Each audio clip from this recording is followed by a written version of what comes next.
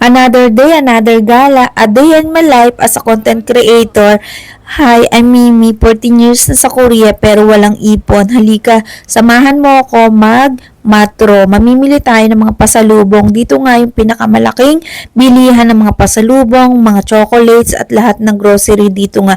Kung ikaw nagpaplanong mag-travel, Jeju, yes, ituloy mo na yan. Itag mo na yung mga beshi mo kasi dito sa Jeju, free visa lamang, wala kang visa at pwede kang nga mamasyal dito ng free. At yun nga lamang, kailangan mong ma-approve sa immigration, sa interview para ka makalabas or makapagpasyal dito. At hindi ka naman pwedeng pumunta sa Incheon kasi may visa doon. So ayan, kung ikaw naghahanap ka ng mga bilihan na mura at lahat na, dito lang yan sa Matro ng Jeju. At dito nga halos lahat naka-organize, malinis at safe pa. Kaya naman kung ikaw nakaiwan ka ng cellphone dyan, huwag kang mag-alala kasi hindi katulad sa Pinas na pag iniwanan mo at nakalimutan mo, ay nako, goodbye na lang sa cellphone mo.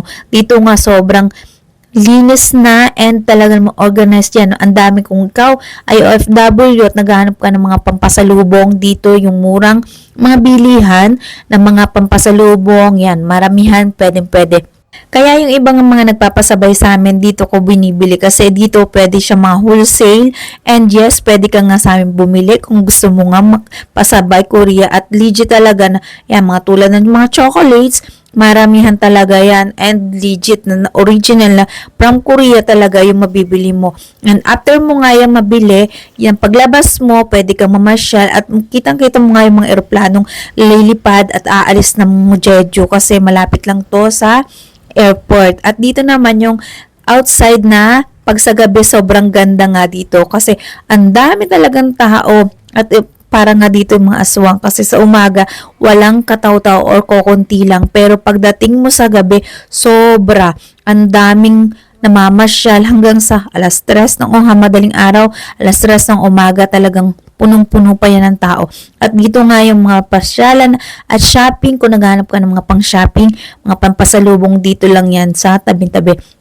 Halos dikit-dikit na nga dito yung mga shopping and kung magsha-shopping ka nga ay talaga namang magdala ka ng maraming budget kasi dito halos lahat gusto mong bilhin kasi mura lang and yes, mga original pa. At dito mo makikita yung iba't ibang lahi na talaga namang dito kasi sa Jeju is free visa kaya napaka free nilang pumunta dito, mag-shopping and yes, napakaganda nga dito at napaka-safe. Ito naman yung sa City of Dreams.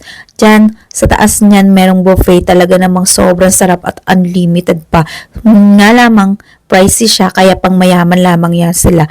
At kung pupunta ka nga dito sa Jeju, mas maganda kung summer kasi syempre yung mga damit mo pang summer, hindi ka lalamigin sa labas. And eto naman yung mga pasalubong na giveaway kung mga gusto mo niya, mga jewelry, mga accessories. Hilig kasi ng mga Korean yung mga accessories at jewelries.